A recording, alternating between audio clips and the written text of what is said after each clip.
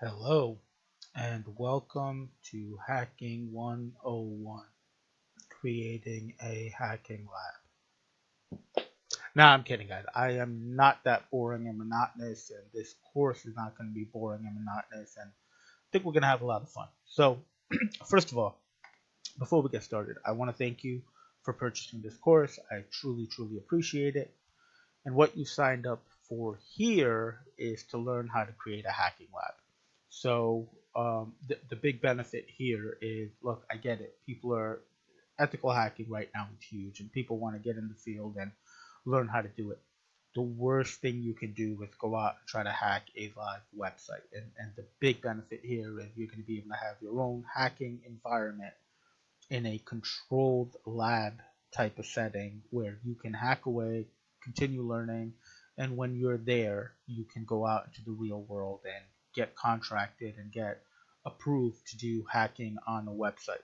So, we are here to learn how to do a hacking lab, so let's get to it.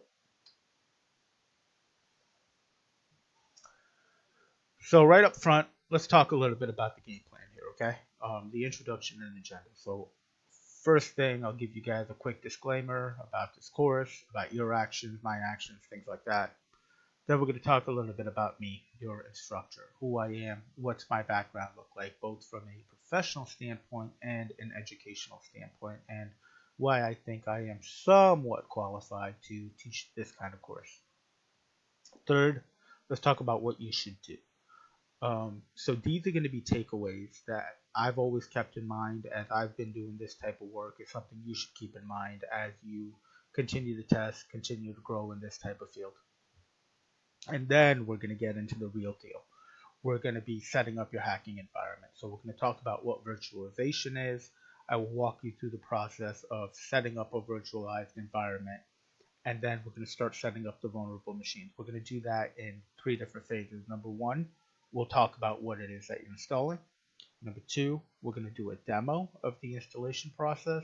And number three, after it's been installed, we're going to talk about what the benefit of this tool is in the big picture. So setting up your virtualized environment, then we're going to set up Kali Linux, which is going to have all the tools that you're going to need to do your pen testing and ethical hacking work. Then we're going to set up your first vulnerable application, which is going to be the damn vulnerable web application. Then we're going to set up WebGoat, which is your second vulnerable application. And then I'm going to share with you some external websites that were created for the purpose of getting hacked. So once you've kind of worked through these localized environments and you've gotten pretty good at what you do from a pen testing perspective, then we can go to these external websites and do larger missions, larger challenges. And then we're going to close it out.